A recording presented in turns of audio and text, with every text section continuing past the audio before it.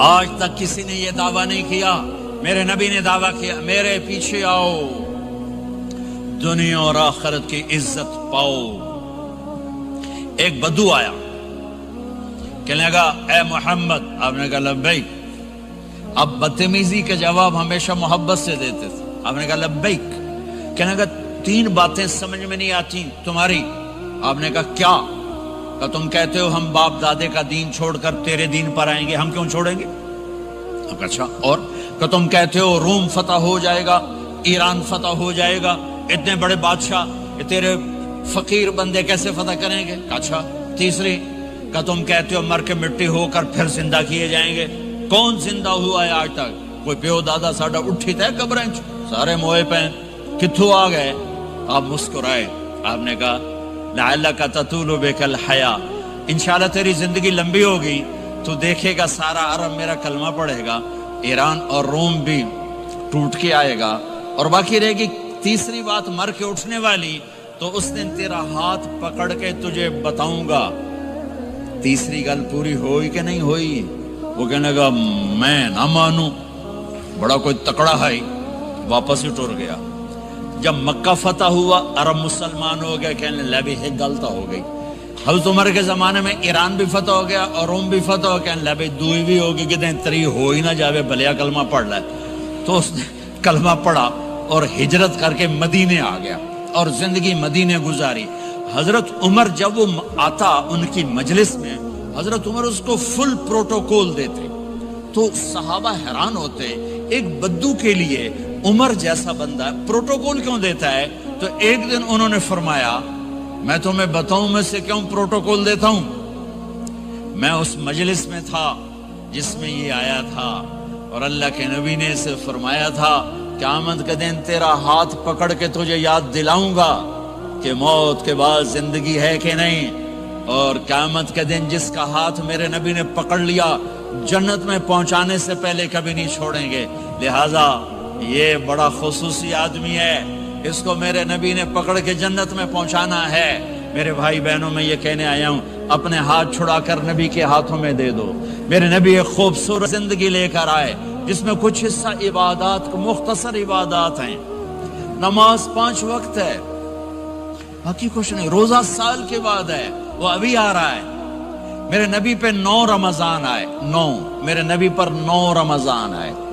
مدینہ جانے کے بعد ہجرت کے دوسرے سال شعبان کی 2 تاریخ کو پیر کے دن روزے کا فرض ہونا نازل ہوا، اور میرے نبی ستمبر میں پہنچے ہیں مدینہ منورہ، اور رمضان یوں پیچھے جا رہا ہے، ستمبر سے اگست میں آیا ہے، اگست سے جولائی میں آیا ہے، اور جولائی سے جون میں آیا ہے، اور میرے نبی اللہ کے پاس چلے گئے۔ سارا رمضان میرے نبی نے گرمی کا گزارا، 9 رمضان سارے گرمی کے روزے، اور میرے نبی کی سحری ہوتی تھی 2 کھجور اور 1 گلاس پانی پر روزہ رکھتے تھے عام طور پر، کبھی کبھی کھانے کو بھی مل جاتا تھا، لیکن 2-3 کھجوریں اور 1 گلاس پانی، اس پر میرے نبی نے 9 رمضان گزارے، اعتکاف کر کے دکھایا، پورا مہینہ 20 دن 10 دن، پھر ساری زندگی 10 دن کا اعتکاف فرمایا شب قدر کی تلاش میں، اور امت کو خوشخبری سنائی۔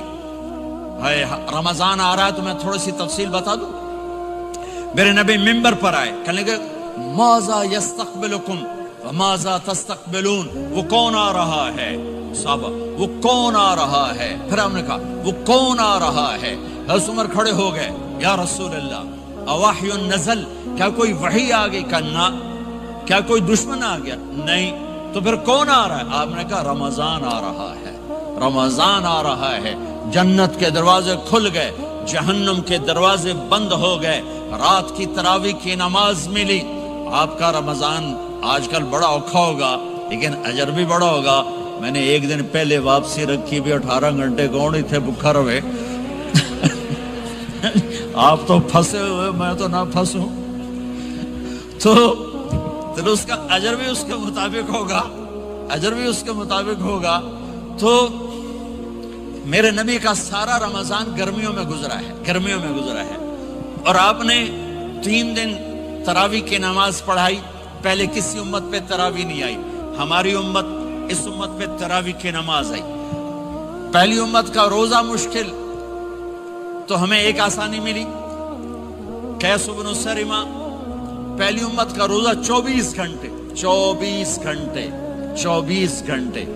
جب ہمارے اوپر رمضان آیا 24 گھنٹے. پہلا روزہ, دوسرا روزہ. قیس بن سرمہ ایک صحابی ہیں, اونٹ چرانے والے. اگلا روزہ کیسے شروع ہوتا تھا؟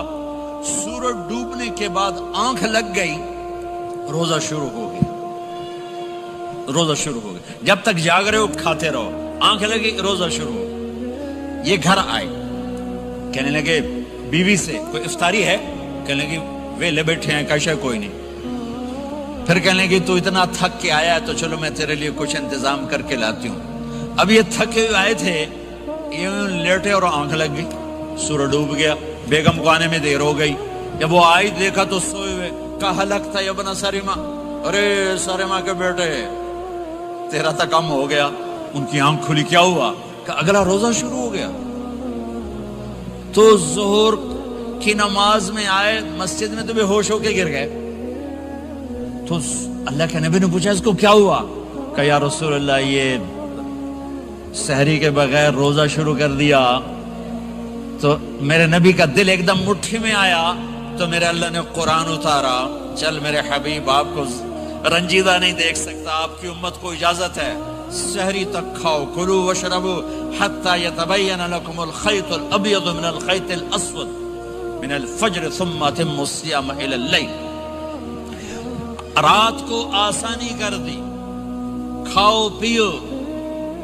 پہلے جب روزہ شروع ہوا تو ہر شے حرام ہوگی, بیوی بھی حرام ہوگی, خامد بھی حرام ہوگا, ہر شے حرام ہوگی. ایک دو واقعات اس طرح اوپر نیچے آئے کہ میرے رب نے سارا نظام بدل. ایک اور بدو آ گیا, یا رسول اللہ میں تو مارا گیا. آپ نے کہا کیا ہوا؟ کہ میں روزے کی حالت میں بیوی کے پاس چلا گیا. آپ نے کہا اچھا تو غلام آزاد کر. کہ میں غریب بندہ کہاں سے غلام آزاد کروں؟ آپ نے کہا تو پھر 60 مسکینوں کو روٹی کھلا. کہنے لگا میں آپ مسکین ہوں, میں کتوں روٹی کھواؤں؟ آپ نے کہا اچھا پھر 60 روزے رکھ. کہنے لگا ایک روزے آئے کم کیتا, 60 روزے کتوں؟ ایک روزے میں یہ چاند چڑھایا, 60 روزوں میں کیا کروں گا؟ تو آپ بڑا ہنسے. آپ نے کہا اچھا بیٹھ جا. تھوڑی دیر گزری تو ایک صحابی آئے, یا رسول اللہ یہ صدقے کی کھجوریں ہیں.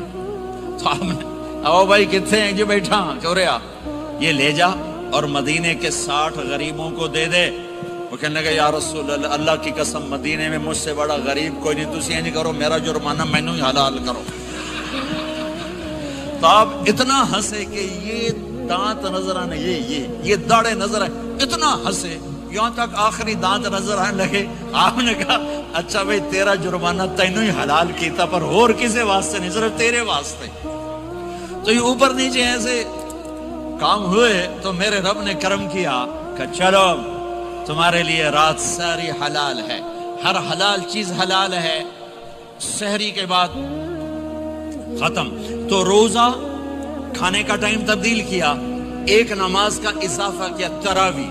وہ چونکہ مشکل ہوتی ہے تو اللہ نے اجر بڑھا دیا. میرے نبی نے خوشخبری سنائی, میری بات دھیان سے سننا, رمضان آنے والا ہے, تراویح آنے والی. تراویح کے ہر سجدے پر 1500 نیکی, 1500 نیکی. یہاں کی سب سے بڑی مسجد کون سی ہے؟ جامع اسلامیہ حسنہ کی مسجد والے. 1500 نیکی آپ کو سمجھ میں نہیں آئے گی. ایک چھوٹا سا اشتہار لگا دیں, جو ہماری مسجد میں تراویح پڑے گا اس کو $15 ملیں گے, ہر سجدے پہ $15. اگلے دن تسی دادیاں نہیں چاہ کے لے جاؤ, دادیاں تے تہاڈی لڑائی شروع ہو جاؤ. اما تو میرے نال ٹر, دادی تو میرے نال ٹر. میرے نبی کی خوشخبری, 1500 نیکی, 3 سیکنڈ کا سجدہ.